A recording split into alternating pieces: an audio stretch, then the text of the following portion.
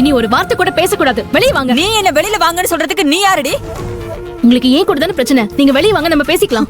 நீ யார் குடுக்கிற தைரியத்துல இந்த மாதிரி ஆட்டம் போட்டுட்டு இருக்கன்னு எனக்கு நல்லாவே தெரியும். அதனாலதான் இங்க வந்தேன். நீங்க நினைக்கிற மாதிரி நம்ம பிரச்சனைக்கும் அவருக்கும் எந்த சம்பந்தமும் இல்ல. சம்பந்தம் இருக்கு. எரியறதை எடுத்தா கொதிக்கிறது தானா அடங்கும். ஒன்னு அடக்கணும்னா புருஷனை தான் அவமானப்படுத்தணும்.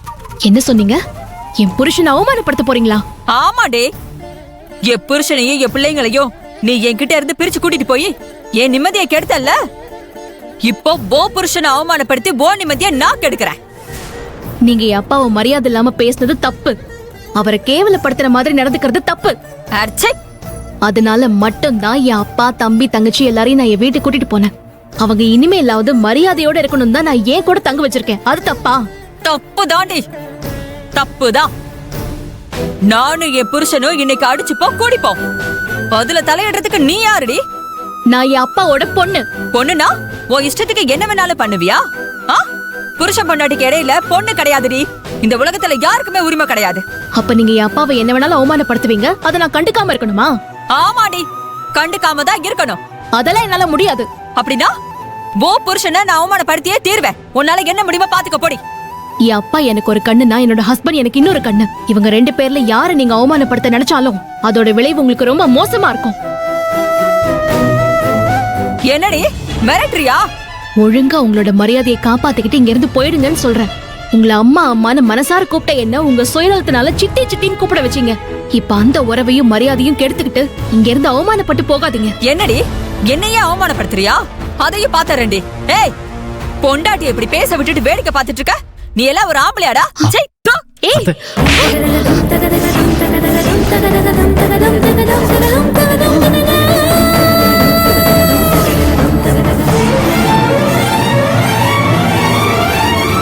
யாரை பார்த்து என்ன பேசுறீங்க? தொலைச்சிருவேன் பாத்துக்கோங்க. என்னையாடி அடிச்ச? இனி உன்னை விட மாட்டேன்டி.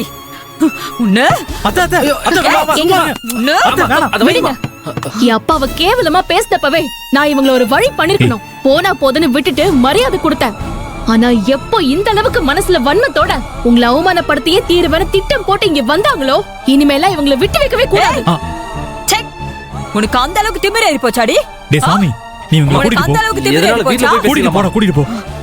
இனிமே என் அப்பாவுக்கும் என் புருஷனுக்கும் உன்னால ஒரு சின்ன அவமானம் வந்தா என்ன வந்தா அவங்கள அவமானப்படுத்த நினைச்சா கூட உன்னை கொலை பண்ணிருவேன். போடி இங்க இருந்து.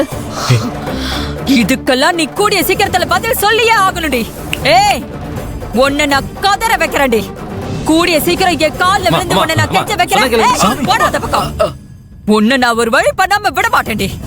இனி உனக்கு எமன் நான் தான்.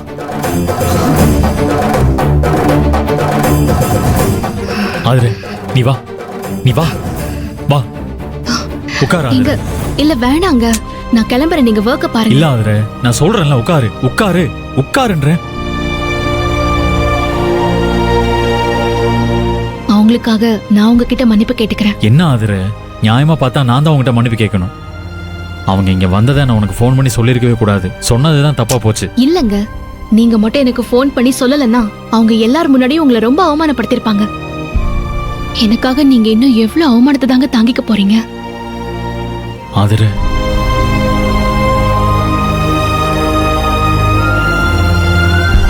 எனக்காக நீ இருக்கிறப்ப என்னை யாராலையும் அவமானப்படுத்த முடியாது. அன்னைக்கு அந்த ஃபைனான்சியர் என்னை அவமானப்படுத்தினாரு. அதுக்காக உன் அப்பா கிட்டே பேச மாட்டேன்னு சத்தியம் பண்ணி என்னை அவமானப்பட விடாம காப்பாத்தின. இன்னைக்கு என்ன அவமானப்படுத்தின மாதிரி பேசின உன் சித்திய கை நீட்டி அடிச்சிட்ட. எனக்காக நீ துடிச்சதும் கோவப்பட்டதும் எனக்கு சந்தோஷம்தான். ஆனா அதுக்காக அத்தையே அடிக்கிற அளவுக்கு நீ போயிருக்க வேணாம். சின்ன வயசுல இருந்து அவங்க என்ன எவ்வளவு டார்ச்சர் பண்ணிருக்காங்க. பச்சை மிளகாயை தின்னு வச்சிருக்காங்க, மிளகா பொடி கலந்து சாப்பாடு சாப்பிட வச்சிருக்காங்க, எத்தனையோ சித்திரவதை பண்ணிருக்காங்க. ஆனா அப்பெல்லாம் நான் பதிலுக்கு அவங்கள கோவமா பார்த்தது கூட இல்ல. எதிர்த்து ஒரு வார்த்தை கூட நான் பேச மாட்டேன். அத்தனை கொடுமையையும் நான் கண்ணீரோட தாங்கிட்டு இருந்தேன். ஆனா அவங்க உங்களை அவமானப்படுத்துற மாதிரி பேசினத என்னால தாங்கிக்க முடியலங்க. அதான் என்னைய மாரி அடிச்சிட்டேன். ஏய் ஆதிர, அழாத ஆதிர, அழாத, அழாத.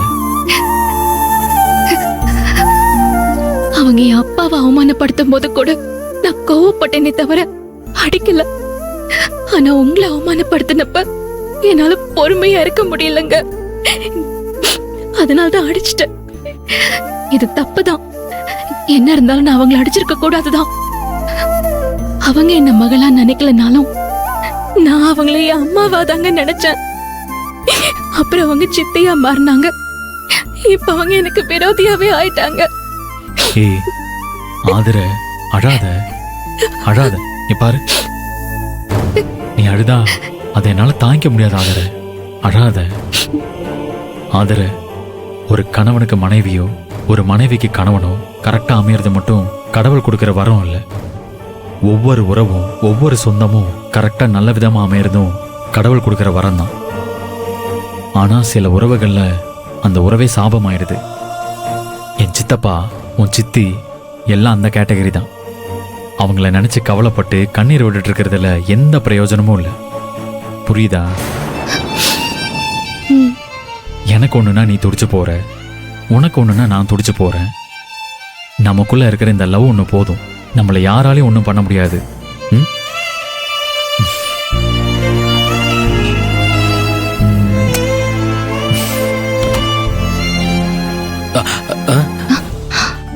சாரி சாரி சாரி, நான் சிவபூஜையில கரண்டி மாதிரி வந்துட்டேன். ரெண்டு பேரும் வருத்தப்பட்டு பேசிட்டு இருந்தீங்க. இங்க வந்து பார்த்தா வேற மாதிரி இருக்கு. You continue continue. இங்கதான் தெரிஞ்சவன் சாமி.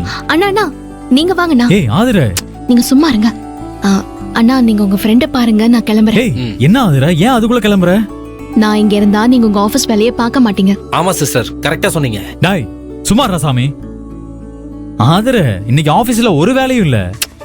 சும்மா சொல்லாதீங்க, நான் கிளம்புறேன். ம் சரி ஆதிர, நான் சீக்கிரமா வந்துடுறேன். நீ ரெடியா இரு, நம்ம வெளியில போலாம். சரிங்க, நான் வரேன். சரிங்க சிஸ்டர்.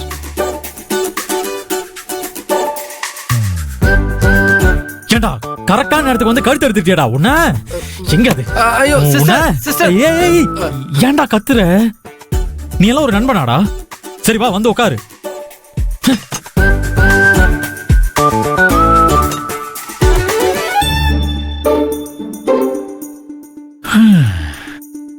புயல் அடிச்சு ஓஞ்ச மாதிரி இருக்கு மச்சான். ஆமாடா சாமி.